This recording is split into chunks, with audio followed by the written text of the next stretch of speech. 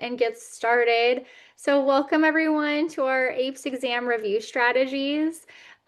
We have Courtney that's going to talk first. She's talking about review her planning and pacing, and she has a cool question dissecting activity. I'm going to talk about our math review. And then Emily has some awesome vocab activities and review games. Also, as a little background, the three of us met at the AP reading a couple years ago, and we're really looking forward to getting to hang out again in Ohio this summer. So I'm going to turn it over to Courtney to present first. Okay, thanks, Charles. Yes, so I'm Courtney Gazelle. I currently teach in Durham, North Carolina at Jordan High School. I think I saw a Raleigh out there in one of the names. So what's up, North Carolina? Yeah, I've been teaching for 20 years, but I've only actually been teaching APES for 4. Absolutely love it. I'm kind of a unique case in that I teach it on a semester schedule, so very fast. And teaching in the fall versus the spring is also very different. So if you ever have any questions, feel free to always reach out and email me. I do use a pace. I've been using the same pacing guide for 4 years, so I've worked out a lot of the kinks. But I've been an AP reader for 2. I'm currently a content specialist for Duke University and loving that. And then of course I have a bachelor's in earth science and a master's in science education. So. Okay, so my first thing I'm going to do is I'm going to talk specifically to all the AP department leaders out there. I am currently the AP department chair at Jordan, and I kind of noticed last year, a lot of some of my colleagues, we usually have like 2 or 3 teachers teaching the same class, and I noticed that a lot of them were all running their own study sessions. Most of our juniors, that's like our strong AP age group. Um, a lot of their study sessions were getting overlapped, so they couldn't go to all of them that they wanted to go to. And so I worked with my AP admin and we created this review session matrix. We worked with my colleagues and we created this matrix so that we could, first of all, the teachers all decided, hey, we're gonna share the load with the study sessions and encourage our kids to go to each other so that we're not having to do so much. And we shared this schedule with the parents and the students, and they loved it. We've seen our participation go way higher because they're not having to pick and choose who they're going to. I will say that I tried a different format this year and I did a Google Calendar invite instead. They did not like it. So that's why I'm sharing this matrix with you today because the parents and students really liked this layout. Now, I wanted to clarify, my school does not start till 9:15 in the morning. So these time sessions that you see on here, these are before school and after school. And I have one teacher who likes to do his on Saturday. So they're not during school hours. But I did link it for you in case you wanted to steal the format. Okay, so I also wanted to just start by sharing some of my good comprehensive activities that I've discovered through the years. This quick study card, you guys remember them from college. They're like a big overview of your class. I got this at my APSI class. It is phenomenal. Uh, I have my fall kids make it as kind of their end of semester big project so that in April they can just bring it back out and they've got a big overview of what we learned. Great guidelines. Whoever made that is phenomenal. I also discovered this Fiveable cheat sheet that I've linked here for you as well. Once again, just a quick overview of each unit to kind of get the kids going and picking out those big topics again.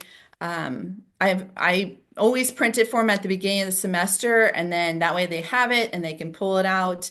Well, they're getting ready to pull it out again right now because we're almost done with Unit 9. So, also. I had to share this game with you guys because my kids absolutely love it. I call it the Post-it note game.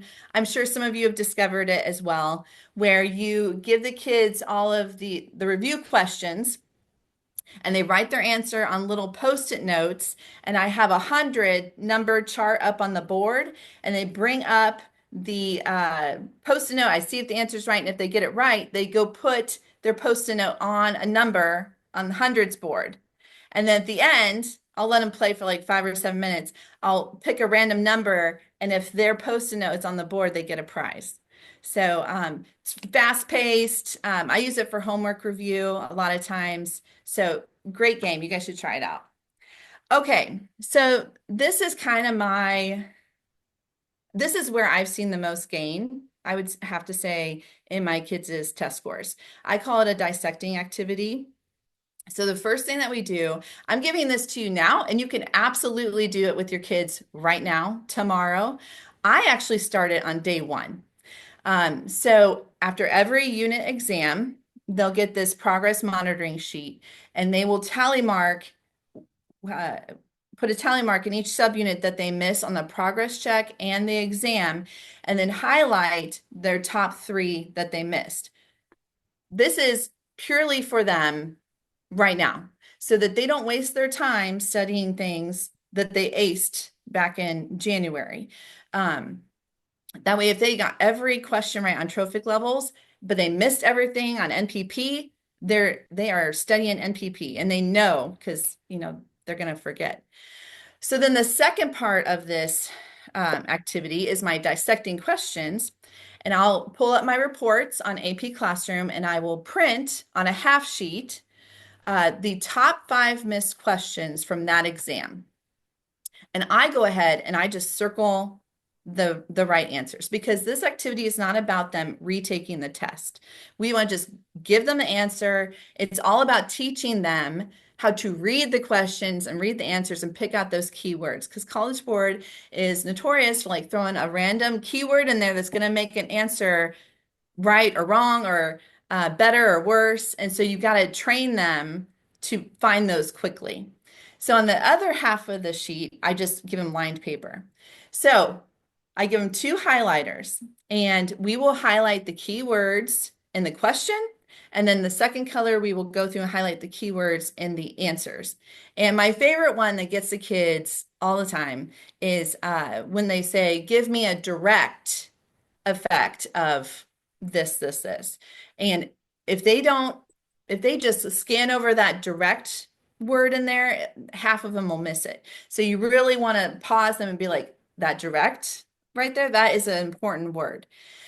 So then here's where the real robustness of this activity comes into play, is on the next slide. I have them partner up, and they'll go through each of those answers, and they have to tell me, and it doesn't have to be like a huge explanation. They have to tell me why it was right or wrong. And it really reinforces in their mind, okay, this was definitely wrong because it said higher when it should have been lower, and oh, this was definitely wrong because they said decreasing, and it should have been increasing. And the more that you do this with your kids, I have done it after every unit test. My MCQ percentages are way higher. And I've actually brought my students up who were in the yellow on AP Classroom. Now they're in the green, just from this practice of reading the questions. So very strong activity. I would encourage you guys to give it a try. Before we go on, thank you so much for that, Courtney. And a quick question about your dissecting question activity. Because you had mentioned direct, do you have any suggestions for addressing that, of the difference between direct versus unintended consequences? Yeah, so I see it a lot of times in Unit 1 when they're doing an FRQ on the food chain. There's an FRQ in there that asks for a direct, oh gosh, they want it like a direct food source or something. And the kids will always just skip right over the direct one and go to an indirect one, like two levels down. And so you really gotta pause them there and be like, okay, what is directly next to this? Or what is directly aligned with this? And just like giving them that visual and helping them process through it on the board. Yeah, great question. And I can also see this being really helpful if you haven't been doing this throughout the year, but you've given one of the practice exams. This could be really helpful as a tool to help the kids dissect their questions on the practice exam in the next week or so. And don't give them too many. I've kind of learned that their Mm. max is 5. I tried 7 my first year and it was too much. They shut down. And I've kind of found that 5 is about right. It's a good thought. Okay. So I'll take over for a little bit now. My name's Chelsea. I'm a teacher in California, which I saw a couple other California teachers in here. My 15 years of teaching experience, aside from APES, are also in math, physics, and chemistry. So where I have my other credentials too. And so I've been an AP reader first online and then in person the last couple of years, my bachelor's in earth and environmental science and a master's in earth and climate science. And I also created the environmental science course on positivestem.org. And I'm going to tell you guys a little bit about that. So first of all, kind of like my um, I guess, motivation for creating this class was my own students and seeing that they struggled with a lot of the math or data related questions.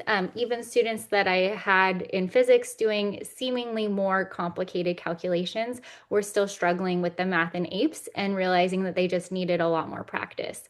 Um, it's something that can kind of get pushed to the side because it doesn't feel directly like content. But when I went through my score reports for educators, I was able to sort and look through how many questions had a relationship to Science Practice 5, which is data analysis, and Science Practice 6, which is mathematical routines. And so all that combined for the multiple choice section and the free response section, that is about 25% of the entire exam. So it's not something that you want to ignore, and hopefully not something that you have to be afraid of. So I like to incorporate it all throughout the year, but I'll talk about how you can do it kind of either way. So positivestem.org is a website. I started using it for physics and chemistry before I made the environmental science course for my students. If you haven't set up an account, I have a link here of just how to get started and how to set up your account. But this is an example of a unit analysis problem. So these are problems that come up all throughout the class in different content. You're almost guaranteed to see one of these on the exam.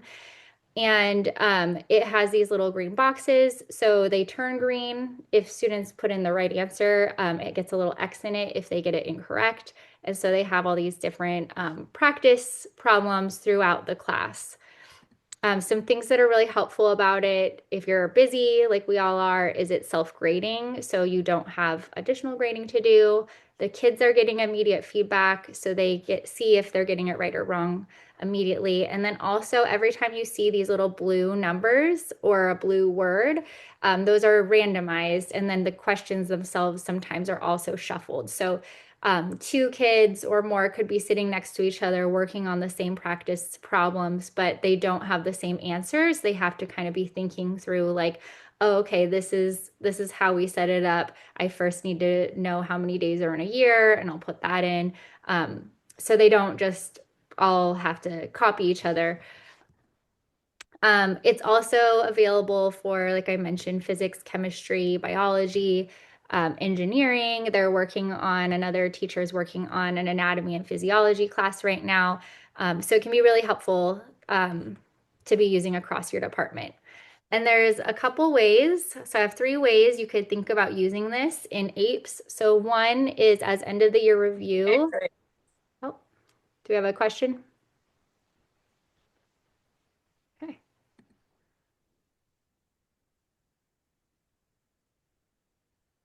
Nope. Are we back? Okay. I don't know what happened. All right, so one way you can use it is as end of the year review. So there's a Unit 17 cumulative review. There's 17 units in the course, on the Positive STEM course, because I broke some of those bigger AP environmental science units into smaller chunks. So you could use it as review. Also, you could think about, if you're planning for next year, using it as a daily warm-up. You can use it at the start of class then and just assign a skill related to the previous day's lesson as kids come in, and they could be seeing how they're doing with it. And you can talk about any misconceptions or help them if they're struggling. The other way that I like to do it is to just kind of make a day of it as part of our weekly routine. So you could do like a lab day, an FRQ day, and then also a positive STEM day within your kind of weekly routine. So here's an example of how I would set up my week for my modified block schedule. So I might do some notes and a reading quiz on Monday, and then Tuesday maybe is the positive STEM day. And then I'll do examples and then student practice, and then not my example, then student practice, kind of like a little cycle. So I'll show you how I set that up. So here's a link if you wanted to see how to make guided notes. There's like a print work feature in the website. And these are some examples from the cumulative review for the Unit 6 math, which is the energy unit. And I would go over this example, like this would be my writing on the board, projected for the class to see and kind of talk about it and go through the whole problem. And then I'll set them free to practice with their small groups or a partner, and then check their scores and then check in again. And then we'll go on to the next problem. But if you haven't taught any math yet this year, it is not too late for you. So if you're in this position of help, I didn't teach any math, hopefully this could be a resource for you. So I think if nothing else, unit analysis and percent change are for sure going to show up on the exam. So that would be something you would want to introduce to help your kids have a little more confidence with those problems when they get to it. So I listed here a couple problems, and I'll show you that how it looks on the website, where students will be able to practice this in kind of a scaffolded way. So I have a one-step unit analysis from Unit 1, a two-step unit analysis from Unit 2, and then those energy cost calculations to maybe build up to like that first longer problem with multiple conversions in it. And they can practice all of those. There's percent change problems built all throughout the course in every unit, but the Unit 1 is the first part that is introduced, so that might be a good one to start with. And there's also videos. So if you get through those or you've done those and you have extra time, maybe these other problems or other types of problems are ones that are likely to show up.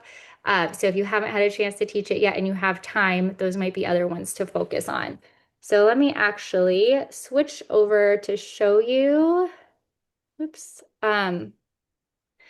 where one of those problems would be. So I'm on the positivestem.org website, and in the environmental science course, so you can see there's other courses here, I can drop down to the different units. So this is how you can find those ones I just mentioned. So the Unit 1 Ecosystems one, that's where you'll find the one-step unit analysis.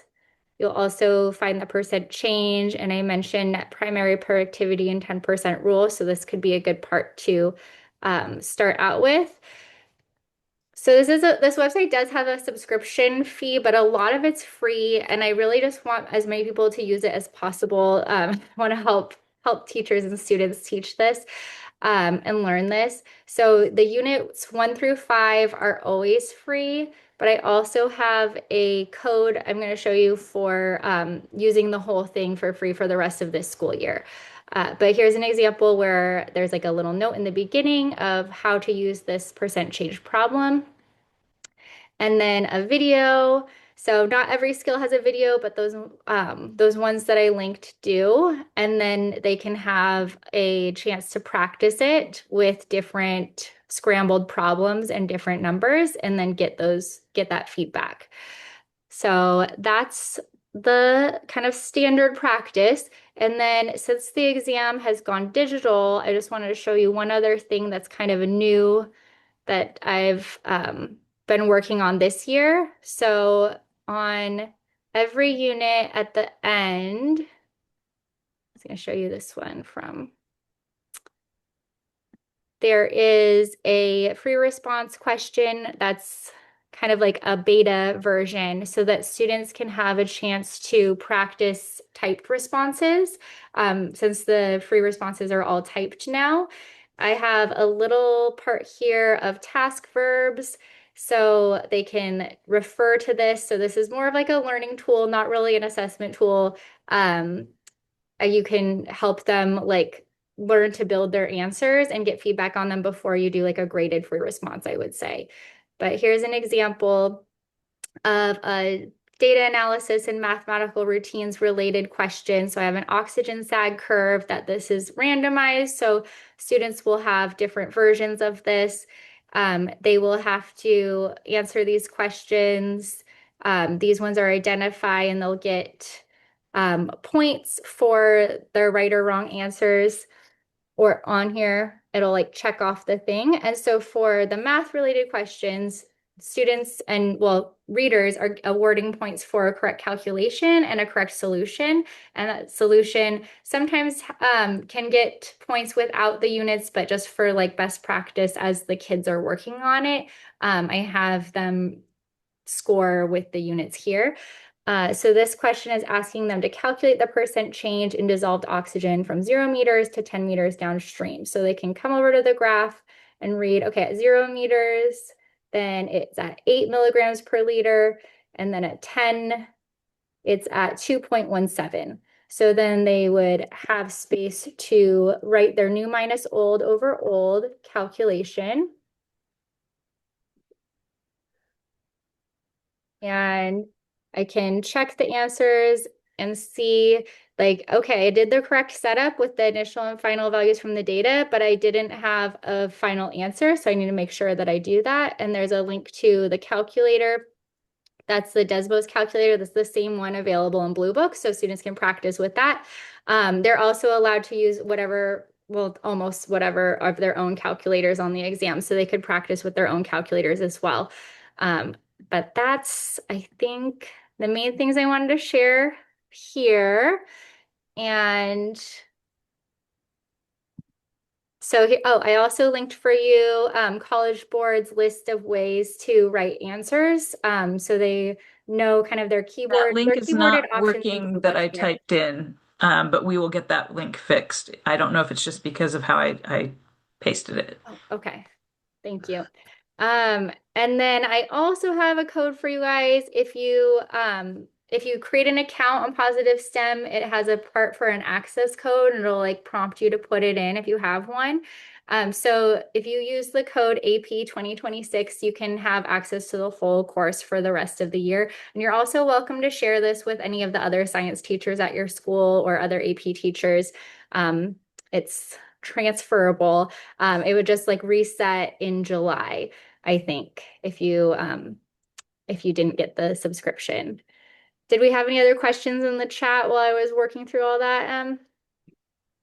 Good or No, just the link that wasn't working, and we'll update it. okay. But Courtney just shared it. It's from the College Board about how to type the math in. Really important for you to review if you haven't done digital exams with your students throughout the year.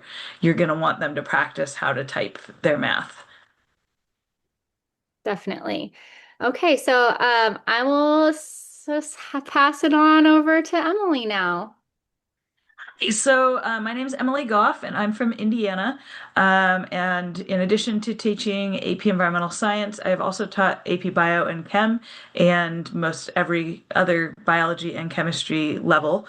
And I've been an AP reader for a while now. I did read for AP Bio and have been doing APES since my first year was the lovely 2020 year. So that's easy to remember. And this year, I'm very excited to be a table leader. In addition to that, I am actually starting my journey as a master's student this year. So I will be getting my master's in biology soon. And a couple of other things that I do. I'm very passionate about the Envirothon program. So that's a total side track. But if you want to know more about Envirothon, feel free to email me about that. And I do population education training at conferences. So everything that I'm about to show you is in that link that is on the screen right there, and the QR code. And so I'm just going to give you some screenshots of things and a quick walkthrough of what all is found in that Google folder. So the first thing that we have, one thing that I found earlier on that was kind of a good general topic to review was I found that a lot of my students missed questions because they just were lacking some basic geography. So especially if your school in your state, if you don't have a required geography class for them to take, for a lot of them, they have not learned this since middle school or earlier. And so I created this geography review in the folder. You'll find the map that's pictured there. It is set to print out on 11 by 17 paper, and I actually print it on both sides. I started doing that a few years ago because some of them found that one map was not enough for all the things I was asking them to put on there. So the first task they have is just a bunch of labeling. And I usually do this in partners, and I ask them to do this without using any other resources and use pencil and try to do their best and then go back and check themselves. Then there is a whole long list of important locations, and you could certainly add other ones if you see some things that I missed, or you can also not give them that list. And I've done that before and had them come up with a list of what do you think are some important locations to know. And then the rest of the packet of that activity are all of the different map-based questions from past AP exams that have been released, and then I have them practice those, and then I provide the answers for it. So this would be a great activity that you could do in preparation for the exam. I just did this last week with my students. The next thing that I have in there are some different topics that you can do that are all things that have some visual component to it. So this is across all of the different units. And we do this outside on the sidewalk chalk when we can. And sometimes I've also adapted this when weather doesn't cooperate for us. And we have black lab tables. And so you can use chalk markers or neon expo markers to draw on the tables, which has its own fun because it feels a little bit against the rules to get to draw on the tables. So the way that I do this is I will have them in a pair, and each pair gets one of these topics, and they are given this list of words that they have to include. And for this, I do allow them to use their textbook or their iPad to look things up. And sometimes they do it all in one big diagram. Sometimes there's more than one depending on the topic. So after they have had their drawing time, then we will do like a gallery walk and go from one to the next. And a lot of times I will give them like a quiz question as they do this. Like I said, in the folder, there's a whole bunch of these, and they're all different topics. You could certainly pull this out throughout the year to do just in a unit, but I use it at the end of the year to cover a lot of different things. And like I said, you can adapt this to drawing in the classroom as well. You could also have them use like the little whiteboard if you have any of those. You can do the little whiteboards. All right, but how about some fun stuff? Everybody loves a good party game. And so our folder here has a couple of my favorites. The first one is Scattergories. If you aren't familiar with Scattergories, the object of the game is to come up with words that fit different categories and start with a specific letter.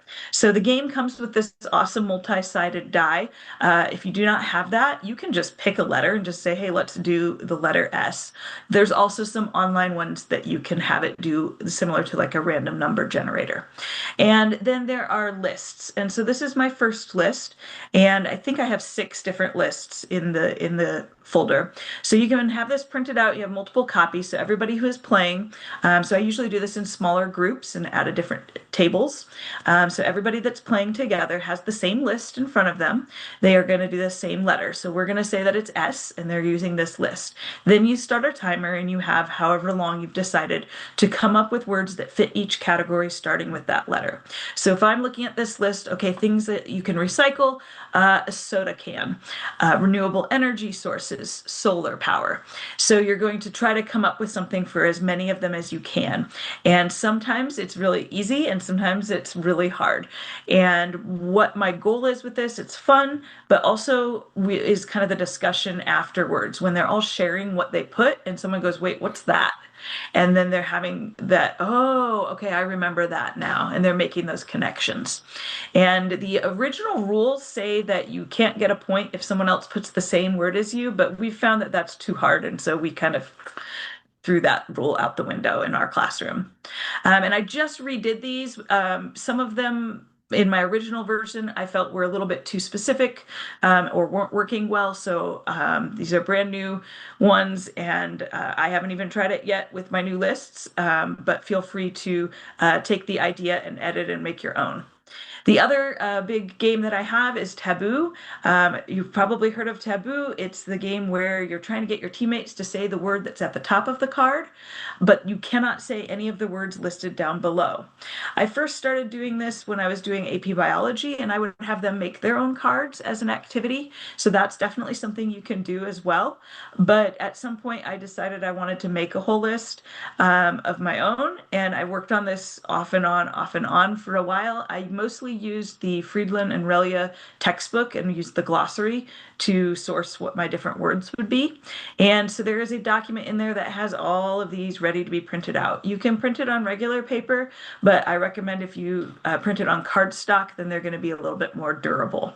So if I were the clue giver for this particular example, I'm looking at it, I'm like, okay, I want my team to say carnivore, but I can't say any of these words. So you have to think fast because there's a timer. And I say, okay, this is a consumer, and it's a consumer that only wants other consumers. It gets the protein things, so you're just trying to say whatever you can to get them to say that word. And of course, somebody from the other team has a buzzer right next to you, ready to buzz and give you a negative. And you keep going to get as many as you can. One thing I love about this game is it's always a little bit surprising who is really good at it and who struggles with it, because it's not typically the people that win in traditional games. So sometimes someone that doesn't get to shine always ends up being the person that really shines in this game. Okay, and then puzzles. This is just my own nerdiness, guys. I love puzzles. I love jigsaw puzzles. I love word puzzles. And I get the like variety puzzles that you can get at the, at CBS or whatever, and I love to do those. And so one year I decided I want to make some of these, but make them be for my class. So I'm going to show you a couple of them. There's several in the Google Drive. Each one is modeled after a different puzzle that I have seen in these puzzle books. So this one's called the Drop Down Challenge. I have cut this off, so that's just showing the first couple of them.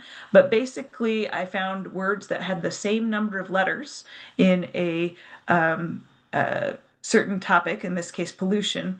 And what they have to do is they have to find the answers to the clues, and the first letter is in the first column, the second letter is in the second column, and so on. So our first clue of burning coal and mining gold are major sources of this pollutant.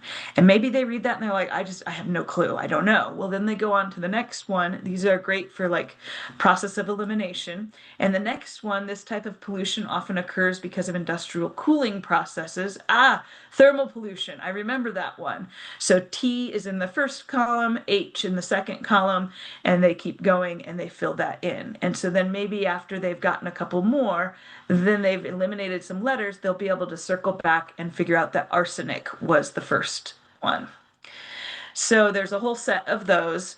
And then the other one I'm highlighting is called a syllacrostic, and all of the syllables that will be used in the whole puzzle are up at the top in alphabetical order.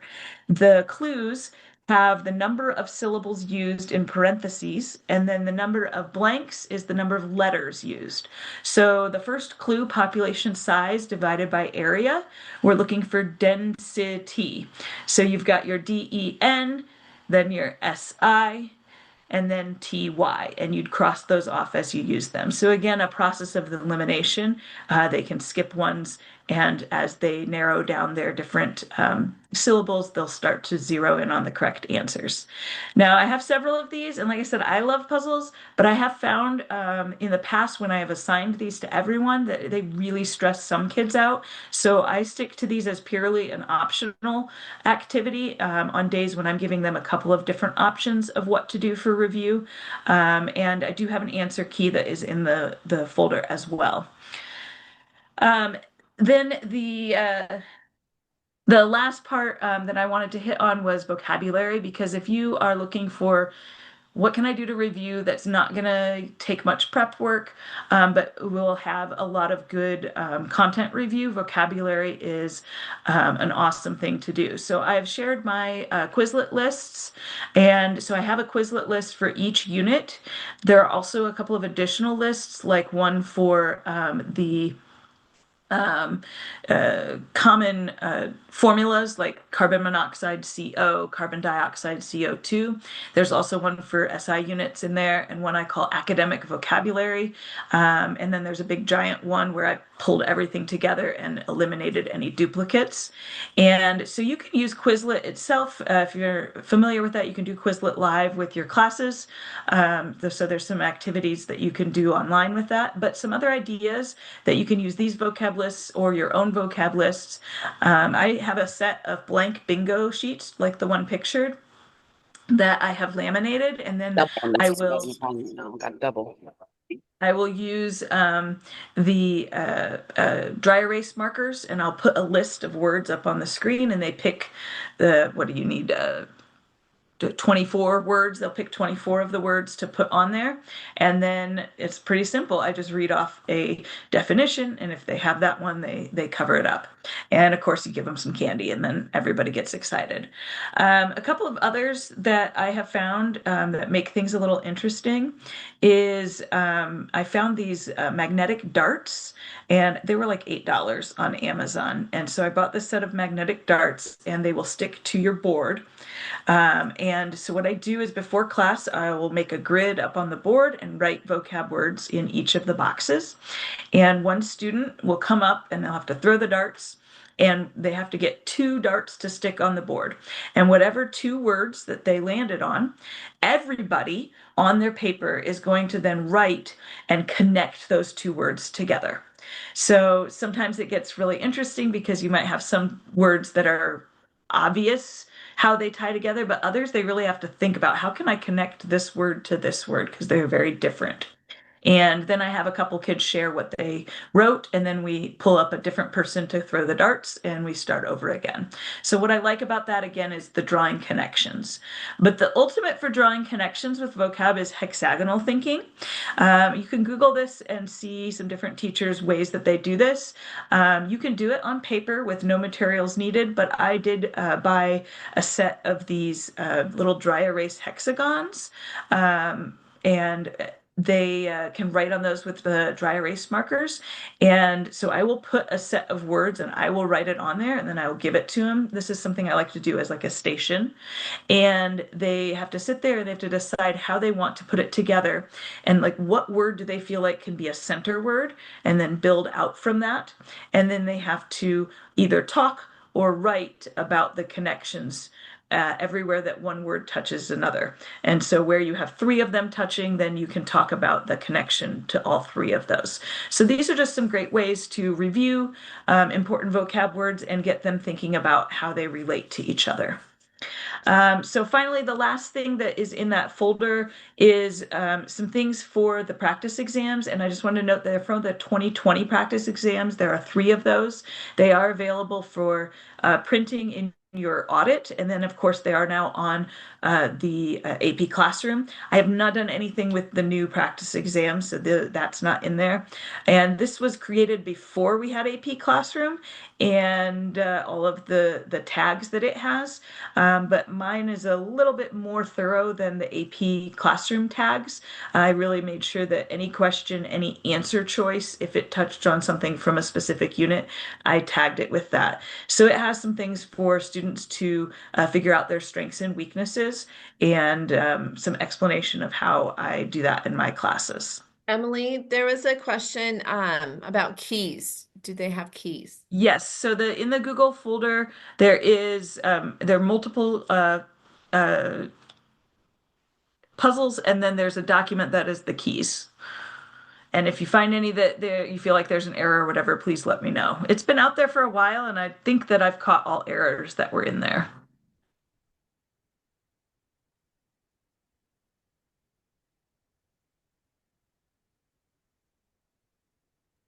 Okay, Courtney, so you muted yourself. oh, she just you didn't want to say anything else.